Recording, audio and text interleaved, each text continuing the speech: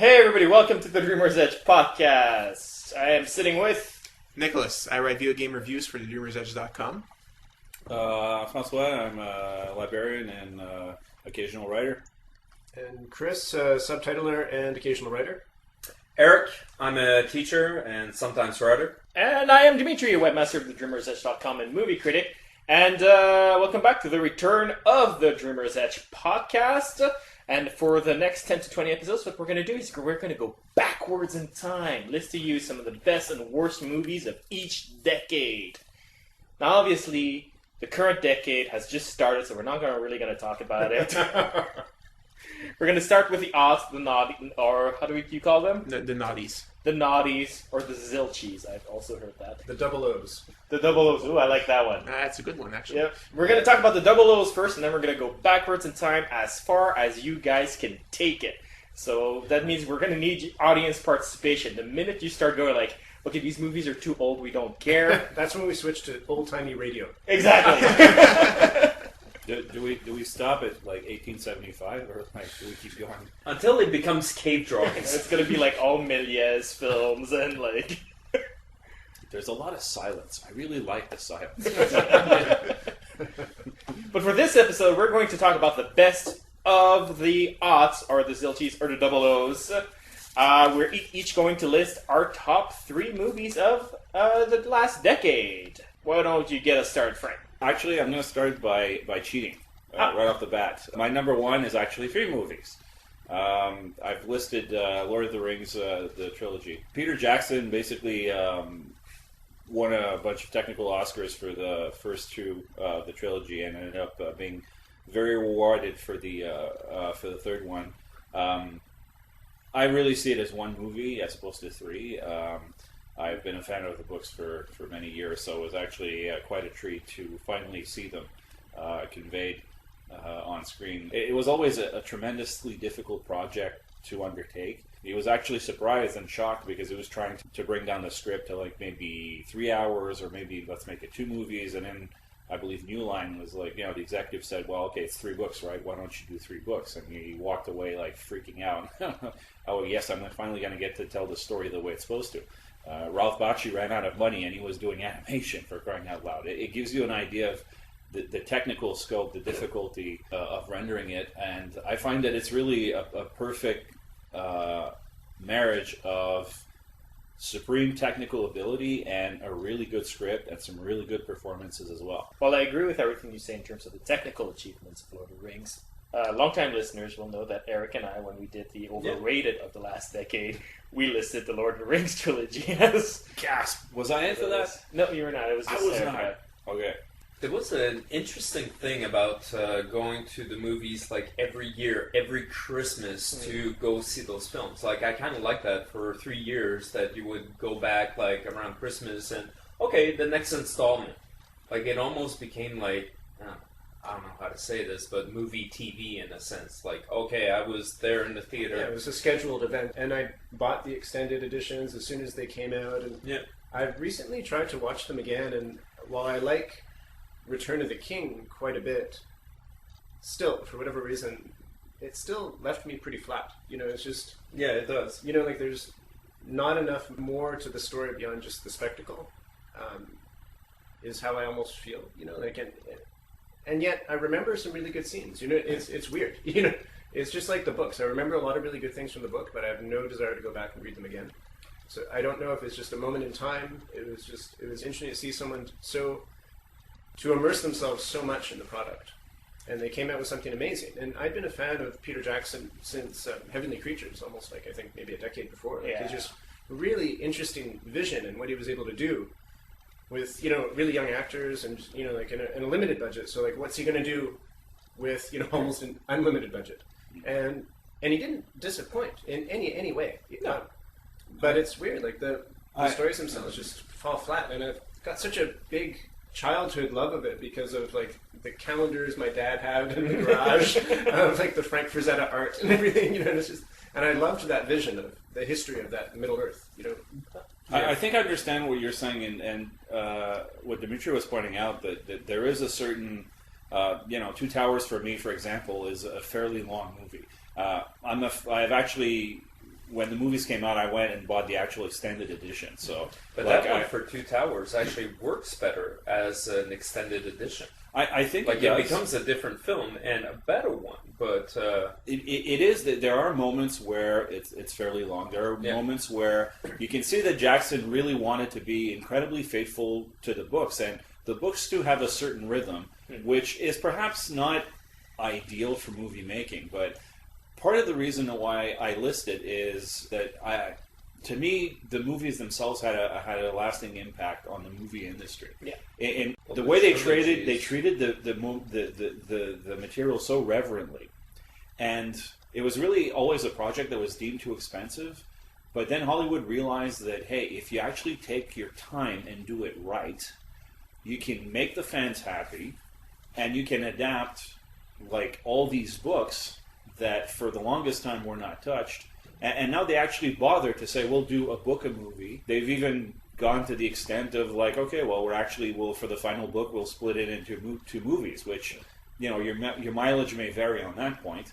You know, that might actually be a curse more than anything. Who knows? That attention for detail, which is something that you sort of, if you blink, you miss it. But if you know what it's talking about, there's a specific scene in Fellowship where the hobbits, you know, Frodo has just been stabbed by the head Nazgul dude. There's a shot where you see the trolls, which are turned in stone, which is a reference to the Hobbit.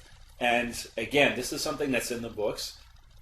90% of people who went there, who perhaps didn't read the book, would not know what that is. And again, this sort of, it's almost like it's a fanatical approach, practically, but it made Hollywood aware that if they actually spend the time, they can actually get, you know, the core, the hardcore fans in, and once you get those in, you can still get, you know, the rest of the audience in. You know, it's a balancing act to a certain extent. But I find that the respect for the material to me is something that I used to really hate Hollywood for that, and I see slowly but surely in certain projects a different approach now, which, I don't know, caters more to my taste, I guess. I can see where you're going with that, but I think what Hollywood learned from this was like, okay, buy a franchise, buy the fans. And then this is right at the point where they started hanging out Comic-Con every year. Yeah.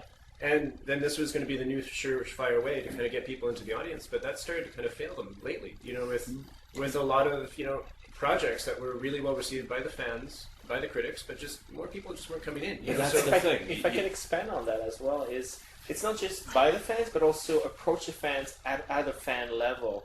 So there's sort of this creeping adolescence that sort of creeped into a lot of filmmaking. I'm thinking of something like Watchmen, when it reproduced, you know, almost frame for frame Dave Gibbons' imagery, but sort of missed entirely the point of what made Watchmen actually relevant as adult entertainment back in the day. There's definitely a balancing act that has to be struck before you can hope for success. Okay. Let's move on to talk about your second pick, which was Dark Knight, which I also would have put on my list. Now I have to remove it because you named it. But I'm not going to remove it from my list. There are two reasons that really stand out to me. Like, I mean, there are myriad of reasons, really, but the performance of Heath Ledger in that movie is unbelievable. It's rare for an actor to sort of take a role that's been done many times before, and he sort of really redefined it. He took the gloves off in a way that is, you know, incredible. But to me, what I have to say, the thing that really amazed me about Dark Knight is ultimately it's a movie that goes off the rails at one point. 2/3 of the movie in, I didn't know where this thing was heading all of a sudden. It felt like just a complete train, like a disaster that is going on right in front of you, and you don't know where it's going. And I thought that was kind of very refreshing. I was going to say that's really what drew me to that movie in particular. I love superhero movies. I watched pretty much all of them, but this one, it was different. You really did not know what was going to happen. You can watch every other superhero movies, replace one name by another, bad guy by another. They're pretty much all the same. This one, completely different, and that's really what I enjoyed about The Dark Knight. Yeah, I think what makes it different is there's a level of ambition. Like Chris, you've often criticized Christopher Nolan's work for being looked overly cerebral and not enough guttural, and I think that applies to Dark Knight as well. It's Too cerebral? You think? Well, it's very cerebral for me. Well, it's two philosophies battling out. Exactly, that's exactly it, and that's sort of why I think it feels different, because there's an actual discussion of what a hero is. You know, it has that big line that they've used in the trailer, you know, about like good men become Batman and whatnot. And eventually, there's also a discussion of what a hero is, the person you need or the person you deserve, and all of that. And there's this beautiful fight scene at some point, like which is essentially almost a final action set piece where Batman and the cops sort of storm in to take out the bad guys in the building, and through circumstances that I won't spoil, Batman ends up saving the people that the cops are attacking, and he doesn't want to hurt the cops either. So here you have this conflicted figure who's now being vilified for his actions because he's attacking cops, trying to make sure nobody hurts anyone and trying to save people and all of that. And that's what a hero is. It's not, he doesn't beat up bad guys, he saves good guys, and that's the big difference here. And all of those discussions with the two set of victims triggers. with the triggers, all of that are all discussions of like morality and right and wrong, and that's what sort of elevated the movie for me, where it's like it's not just the story of a person who feels guilty about something and then does the right thing. It actually discusses, well, what is the right thing, you know? You bring very good points, like the elements of philosophy certainly, you know, bring it to a different level, like, and make it interesting. And the thing is that it's not just Batman and Joker that have a stake in it. Everybody has a stake in it. You know, it's a very different superhero movie than what we're used to, really. Yeah, it's much more of an anti-hero movie than just a plain superhero movie. Like, fine, he's wearing a tight, you know, outfit, but, you know, they really ground it in reality, and it could be, you know, any of the 80s action heroes in a way, you know what I mean? Like, but it's just done really well. You know, and with all the nods to the fans, and it was just, it's a good movie for sure. It's fully realized. It almost feels like, you know, this is kind of where the superhero movies were going, and you don't need to necessarily continue. You can move on to the next thing, but, you know, we're obviously not. We're going to milk it for as much as we can, you know. Well, that was one thing where you have a lot of writers that wrote pulp, then all of a sudden they were good writers that they took, like, let's say, the detective genre and brought it to something else.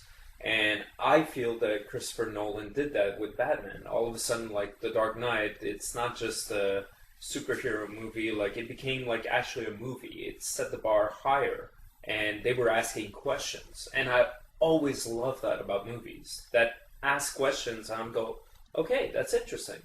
I'm actually thinking after I come out of the theater. At the same time, I'm still going to go see Avengers and have a lot of fun seeing it. I was going to say, and I'm going to be thankful for something like Avengers, because I do feel like, in terms of The Dark Knight, it's reflecting storylines and premises of heroism that, you know, don't allow us to follow the evolution of that thinking. You know, like, give us that childhood reverence for a little while. You know, just a little bit. You know what I mean? Because now that we've got the technology, you know what I mean? Just like Lord of the Rings, like you were saying, like, it doesn't need to be dark right away. Give us the golden age for just a little bit, and then teach me how to watch it. You know what I mean? Like, and then bring it to the next level. But it's just like, when you go straight to the dark, always, you know, you don't let the people kind of like grow with the storylines. You know what I mean? Like, and I guess, I don't know, I'm just a little bit turning away from that kind of like complete nihilism almost is almost what it comes down to. You know? Absolutely. But I do think that Superman should wear like a black suit in the next movie, and he should kill people, and he should like have a struggle with Bizarro Superman. But it's because in Zack Snyder's version, we can surely hope that as a child he was adopted by the Kents who molested him. Oh my God! Sorry, I'm laughing, but not at the molesting part. Okay, moving on. My third pick would be Before Sunset. It's a conversation movie from start to finish. They discuss various things about their lives, and, you know, you've got the odd philosophical point, and then, you know, of course, how both of those characters have gone through their lives is interesting. It's a personal pick. It's one that's near and dear to me, so it's on the list. It's a personal pick, but it's a good movie. Yeah, It is a I good mean, film. I think I've even talked about it before. You know, Yeah. it's I would have put it on my list, but I kind of knew you would. So I'm glad it's out there. It's a great film. It's got one of the best sweet endings ever. Yeah. It's a short film, maybe 85 minutes at the most. You know, and it's just like every bit of it is just, you know, like plot points, interesting character development. You know, just and you're just there. You just want to be along for that discussion. And, You know. well, and there's two things that I love where they're just walking and talking. I love that. I love seeing it in films and people that are telling long stories as they're walking along, and you can see like both of them. They were like in their 20s in the first film, and then they're in their 30s in the second film, and I love that just because they're talking about their disappointment and their reality, and I was like, yeah, that's me. There's an element of their lives, they've gone through very, very serious, very adult experiences, and there is that element which I really enjoy. Like they both have. They've been pleasantly surprised in some ways. They're kind of happy to be where they are, but at the same time, not. And they've gotten some of what they wanted, but recognized as not what they needed, or you know what I mean. Like just it's like the less like yeah, exactly. Like I felt like I was aging as I was watching them, and the discussions they were having when they were young were the discussions I was probably trying to have. And, well, I've only rarely had that in my life where, you've had that really intense conversation with someone, and then you haven't seen them for years or months, or, and then for whatever reason, because of that initial discussion, they're entitled to kind of ask questions that some of your closest friends just won't. And, and it's happened once or twice, you know what I mean? But never to this level, you know what I mean? But it's just like, it is a really interesting premise for drama. All right, who's next? Eric, you want to go next? Yep. My number one is Christopher Nolan movie. It's 2000, but whatever. It's called Memento. It's actually called Memento. Memento. Sure. I chose that one just because I find the premise fascinating, and just the way that Nolan tells the story of a man that tries to solve the murder of his wife but has no short-term memory. Here's a man trying to solve a puzzle that he can't even remember all the details. So I find that fascinating. It's a pick I didn't think of, but I think it's a really good pick in terms of... this is going to be a theme that comes up a lot in the future episodes, but, when we try to pick, one of the best movies of the decade, one of the things we try to think of is, cinema was done one way before, and then cinema is done differently before, because that movie is so important in the history of cinema, essentially. And Memento, I didn't think of it, but it did change things a lot, because, in the 90s, Pulp Fiction detached us from chronology, if you will. But he did it in such a nihilistic way, where it's sort of like, it's like that because it's like that. Very postmodern, very much of its time. And what Nolan did is like, yeah, you can detach yourself from chronology, but it actually serves a purpose to the story, It allows you to get a fuller experience and get into the head of that character in a specific case. It's very interesting. Yeah, it's one of the ones that was on my list for the same reason. And I almost could liken it to maybe the best Philip K. Dick adaptation. In terms of it not being a Philip K. Dick adaptation, but it's just like, it's really got that spirit of just like, what is it? There's something strange. The world's not quite what we see, but there are rules. You just need to understand them, and they're just not easy to understand. It's just like, it brings you into this world where it's like, okay, the logics make sense here. Let me just try and figure it out now. And you're stuck at the same point of view as the character. And you're just, kind of stumbling along it. So it's a great play on the mystery, where you're telling the story from the end. Having said that, I just want to point out one thing. Great movie, awful, awful, awful special edition DVD.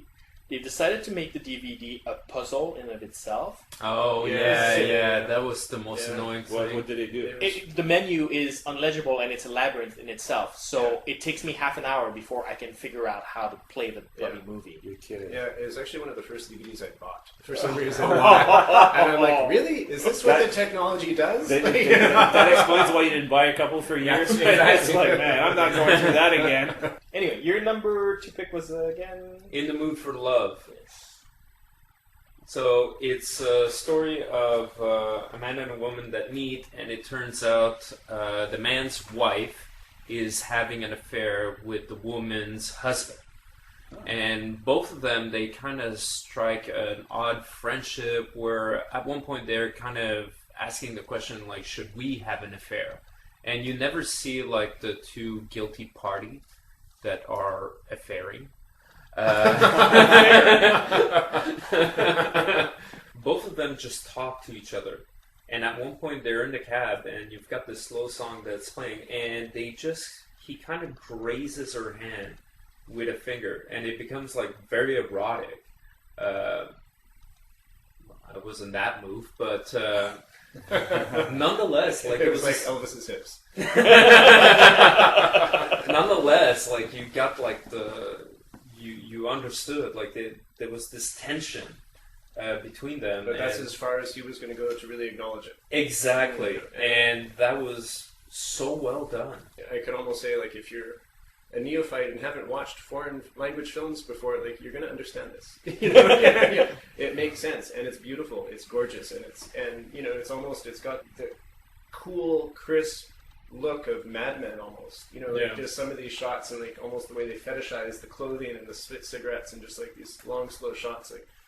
Of them walking or moving up the stairs, and And my third film, The Brothers Coen, No Country for Old Men. The Brothers Coen? Yeah. That's a choice good of words. That's right. Yeah, so it's a film about a man that kind of stumbles onto this money, and he doesn't want to give it back, and this man is an ex-Vietnam vet. Did two tours and knows how to fend for himself, but he's got this absolute killing machine after him that uses an air gun to kill people, and who has a horrible haircut. I will say that Bardem really nails it. Yeah, as Chigger. Like, I mean, to me, it's funny. I was watching this movie and I thought, there's only one other actor that has been able to sort of manufacture that sort of heartless, cold attitude, and it's Schwarzenegger in The Terminator. It's weird that you compare him to the Terminator, because I actually compared him more to a slasher monster to a certain degree. I saw him more as an arbitrary representation of evil, an unstoppable force that causes misery.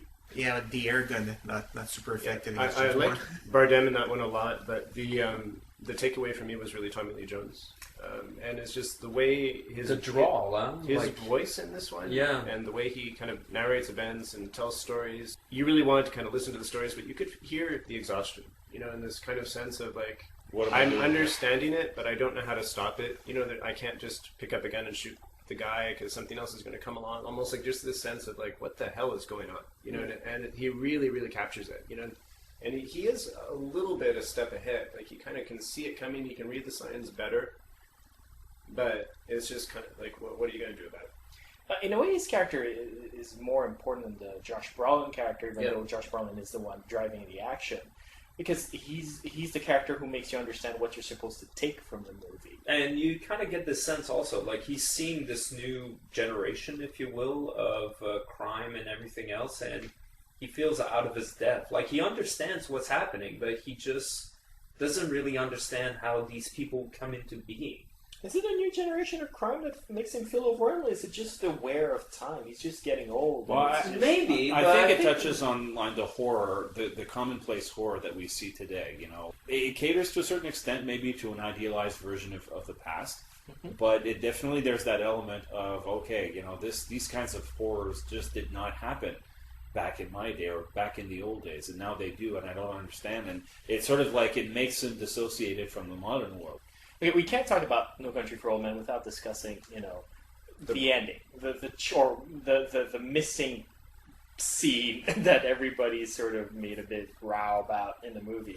Because the movie, in a traditional sense, you would expect to see one specific scene involving Roland's storyline, and that's been removed from the narrative. Like, how do you guys feel about that? That's in the book, of course, but was it wise to keep that sort of quirky narrative device in the movie? But I kind of liked it because, in a sense, like, here's the sheriff getting closer, and then we see it from his perspective, and he knew the entire time this is basically how it ends. And at first, like, it threw me. Like, I was expecting to see the shootout. But then the more I thought about it, the more I said, no, I think it's a good choice. I'd have to watch it again, but in my memory, almost the way I kind of explained that, I liked the choice. And the reason I liked the choice, justifying it, years later, is that at a certain point, there's only so much you can focus on, and the storyline does start getting more and more closed in, almost like the flipping of the coin. I like the fact that some things start getting taken out. Like, certain choices are getting taken away from you, even as a viewer. you can't be everywhere. You can't really have the empathy for all the characters. You're starting to have to choose sides as well, and that's one character who just kind of gets cut off. Like the Woody Harrelson character at one point. His storyline kind of disappears too. Like there's a lot of things, and suddenly it kind of gets to this point. And things go off into the night. Doesn't his story get cut off because he gets shot? Yeah, but you probably could have followed him more. Is my point. You know what I mean? Like a lot of the characters, and the brothers Coen, being the filmmakers they are, I think kind of play up also the humor in that. I sort of interpreted a lot of Shugura, whatever his name Sugar. is. Is it? I think that's how it reads. Like, I think it Shigura. rhymes with trigger. Shigura. I always Yeah, thought it he's was like- deliberately written in a way that you're not supposed to know how to pronounce it, to be honest. Yeah. But anyway, like I said, I interpreted him as sort of a symbol of just bad things happening that you can't really control. And so I like the fact that it's removed because for me, it allowed me to feel really intensely Tommy Lee Jones's frustration in the movie where, that's what his career's been like. He's like, he goes out, tries to self-try, he puts together the facts, but there's no visceral satisfaction coming from it, and he's fed up with that. And I was feeling the same thing at the same time. Yeah, So he's always coming after the fact. He's not preventing much. So I thought it was a really effective way of making us feel what that guy was feeling. Mm-hmm. Okay, we're running disgustingly long, so we're going to end this episode here, and what we're going to do is continue our conversation next week when Chris, Nick, and I will discuss our top 3 picks of the Double O's.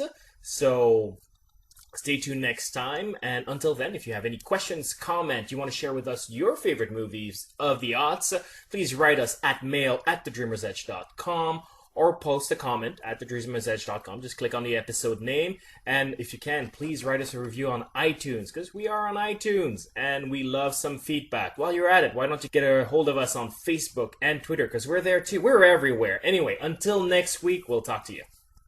That doesn't actually make sense.